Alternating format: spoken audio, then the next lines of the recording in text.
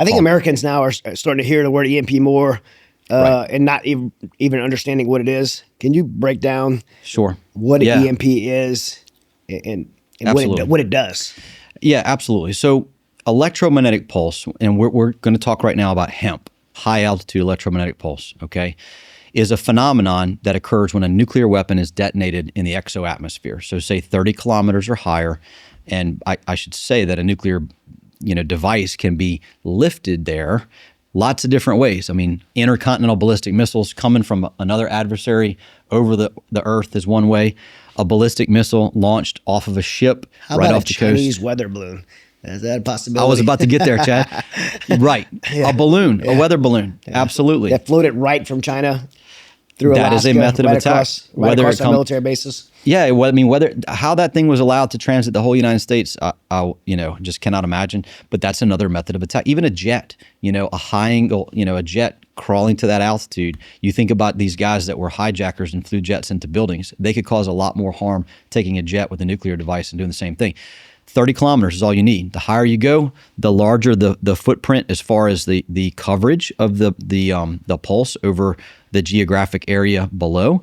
But what happens when that nuclear weapon goes off in the exoatmosphere is it produces this pulse. And I'm not going to get into the super duper details of it, but I'll just say there's three parts of that pulse: E1, E2, and E3. E1 is a very short wavelength, a very, very fast pulse, right? So it happens in a matter of nanoseconds. The electrons off those atoms are stripped and moved towards Earth in a matter of nanoseconds. And they couple into small conductors. So you look at the electronics, and so like all these wires, so there's electricity flowing through here right now. That short wavelength can couple into that and travel and damage what's on the other end, right? And so I'm sure at some point we can show you some pictures of this stuff. That's the E1 part of the pulse, which can be defended against by shielding and other various methods. E2 is much like natural lightning. Okay, the effect of E2 is much like natural lightning. It takes place in a fraction of a second, but most critical infrastructure is protected against natural lightning. And then E3, the last part of the pulse, is very similar to solar weather. Okay, so now I'm just going to kind of cross from man-made high altitude nuclear EMP to the way that Mother Nature through the electromagnetic spectrum can harm the grid. Okay. When that nuclear blast takes place in the exoatmosphere, it literally makes the Earth's magnetosphere move, heave and wobble and move, okay? Which is the same thing that a solar storm can produce, okay? So think about the sun. The sun produces these coronal mass ejections all the time. They go out into space in lots of different directions. Sometimes they come towards Earth and they connect with Earth's magnetosphere. So whether it's a coronal mass ejection, which is these highly charged particles flying through space coming from the sun that strike our magnetosphere, or it's a nuclear blast in the exoatmosphere that strikes our magnetosphere. Anytime you have a magnetosphere that moves, you can generate electromagnetic energy or electricity. So think about when you go and you start your lawnmower, right? And so you've got a little magnetosphere in there that when you pull that cord, that magnet surrounded by copper wire, the movement between the two creates electromagnetic energy that travels down to your spark plug and starts your motor, okay? On a grander scale, the Earth, this magnetosphere moves, heaves, and wobbles with a nuclear blast or a coronal mass ejection from the sun. And it produces electromagnetic energy that induces itself into the current of into the crust of the Earth. It's called a ground-induced current, okay? So the magnetosphere heaves, moves, and wobbles. Electromagnetic energy is induced into the crust of the Earth below our feet, and it travels. What does electricity always want to do? Find the path of least resistance. So these currents are traveling through the crust of the Earth, okay? And they're looking for the path of least resistance. What you see right here, that transformer, okay? If that's a transformer that's stepping up the voltage so it can transmit that electricity a long ways, high voltage, low resistance. Ground-induced current, traveling through the crust of the Earth, can sense. High voltage, low resistance. Travels right up through the bottom of that transformer, through the ground wire, and down those transmission lines, and fries what's on the other side. Catastrophic damage, okay? Oh, it happens instantly, by the way, right? It happens in a matter of seconds and minutes. A solar storm can last hours, right? A nuclear blast in the exoatmosphere, it'll be a period of minutes, but it's a very, very strong ground-induced current.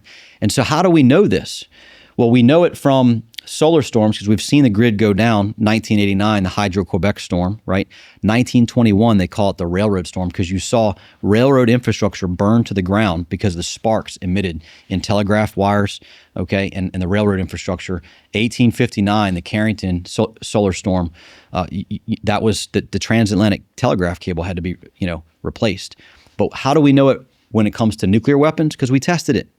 And so did the Soviets. So, the United States government tested about 900 miles from Hawaii, and the Soviets tested it over Kazakhstan, what we now call Kazakhstan. Why, you might ask? Why did they test it over, their own population?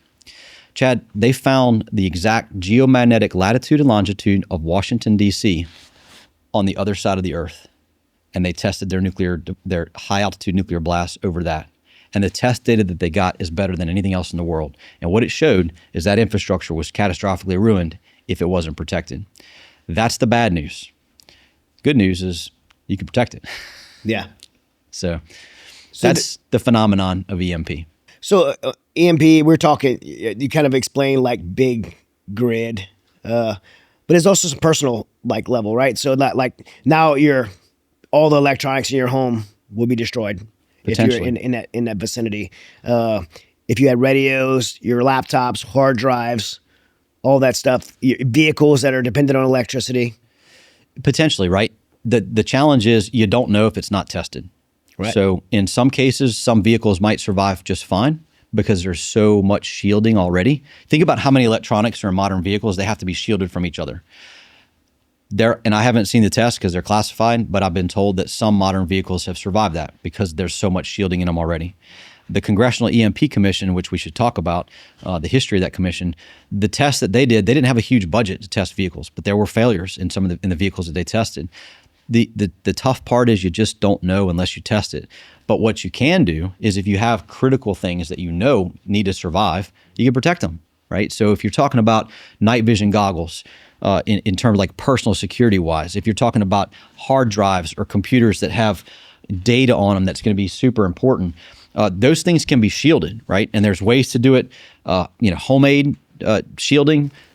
I'm assuming a Faraday bag, right? Yeah. So these are all simple things that can be used for the types of assets that you may have to protect. Now, when we talk about this, Chad, that bag right there, that's going to protect against the E1 part of that pulse, right? That high speed part of that pulse. And so anything that would be in this bag would be protected from an EMP. Right. The Congressional EMP Commission. That's what I was going to ask about the Congressional EMP Commission. Yeah, it's a pretty good story, Chad. So the Kosovo crisis, right? Because we think about right now in this present moment, you see situations where the Russian government and the U.S. government are having diplomatic issues, okay? So that also happened back in Kosovo. And so it was 1999, it was May 1999 in Vienna, where you had a delegation from the Russian government and you had a delegation from Congress that were there to discuss this crisis in that part of the world. And the Russians were pretty aggravated with us at the time. And two of our congressmen, Roscoe Bartlett and Kurt Weldon, were there. And at one point, one of the Russian government officials said, if we wanted to do you harm, all we got to do is launch from a submarine a ballistic missile above your country and detonate it with a nuclear weapon and take down your grid. These guys looked at each other like, what is he talking about, right? He was talking about nuclear EMP. Well, those two congressmen came back and started to ask questions of the intelligence community. What is this, method of attack? And that was the spark that lit really the formation eventually of this Congressional EMP Commission. What year was that again? So that would have been 1999. Okay. And so, in fact, I have all of the unclassified reports of the commission here with me. The first report came out in 2004. Now, the unfortunate thing, and look, the official title is the Commission to Assess the Threat to the United States from Electromagnetic Attack. Mm-hmm. We just, in short form, call it the EMP Commission. So that's what we're talking about. This, unfortunately, came out the same time as the 9/11 Commission report. So it got buried. Got no attention, right? And so this commission came out with another report, much thicker, as you can see, right? And this is... In the government, thicker is better. Right. So, but if nobody reads it, nobody pays attention to it, right? So let's go back to the history of the EMP Commission. Who was the chairman that was chosen? Dr. William Graham, who was President Reagan's science advisor. He was a lieutenant back when we first tested these nuclear weapons in the exo-atmosphere up in space. He was there during those tests. This picture, Chad, is actually a black and white photo of what it looked like when that nuclear weapon went off in the exo-atmosphere 900 miles from Hawaii. Right. In fact, I've got some video, maybe we'll put that up on social media later, of the test over Johnston Island. And you and I would both, if we watched it, laugh because the video footage of the Marines and sailors, they're wearing the same UDT shorts that we still have. Yeah. And then you see this blast out in space. And then what you see is the radio signals just fade away from what happened. So this, though, the chairman's report really outlines the most critical things right now at this moment that need to be done to address this threat. The unfortunate thing is that despite all of these reports, all of these facts, neither Congress nor the federal government writ large has properly addressed this threat of EMP. Yeah, I mean, you and I both come from warfighter backgrounds, and we know like our capability is only as good as the vulnerability that's in front of us. Right. And if Russia, China has this capability and we were not vulnerable, then it's not as big of a concern. But the fact that we are so vulnerable is what makes our capability such a threat to the Republic. And it sounds like from everything I spoke to you about that, President Trump has presented the plan and shown the willingness to take action to make us less vulnerable to these threats. But where is the roadblock? Was it Congress? Was it Senate? Where was the roadblocks that he was facing to do that? So, I mean, ultimately, because you got an executive order, which I should tell you, Chad, was also written in, and we should credit Senator Ron Johnson. He's been an absolute champion when it comes to this issue. Was able to get the language of the executive order into the law. And I also want to say, look, President Biden did not cancel that executive order. That executive order is still in place, and it is the law of the land. The failure is in the government bureaucracy that refused to actually execute, okay, that has dragged their feet, that has deliberately just wished away this threat. And it's a fixable problem. And so when you look at a Trump administration number 2, what do we do? Okay, ultimately, and again, I want to credit Dr. Peter Pry, the author of this book, the chief of staff for the commission. He used to say, we have to go from a mindset of mad to sane. When I say mad, I'm talking about mutually assured destruction. Okay, the idea that if an adversary shoots a nuclear weapon at us, we're going to shoot it back, and we're both going to just nuke each other until the whole world is just, a nuclear holocaust. We need to go from that concept to sane, mad to sane. What's sane? Strategic assured national existence. What does strategic assured national existence look like? It's 3 factors. You got to protect the people, you got to provide power for the people, and you got to prepare the people. Protection, what does that look like? Effective missile defense, ballistic missile defense. You've heard President Trump talk about making a, quote, Iron Dome for the United States. Mm-hmm. The fact that we don't have missile defense, early warning capability to the southern sector of our country is absolutely inexcusable, right? We should have both space-based missile defense and we should have Aegis ashore. So those same Aegis destroyers that have missile detection and the capability to shoot down missiles that are deployed overseas can be placed right down the road from here in the Gulf Coast to take care of that, right?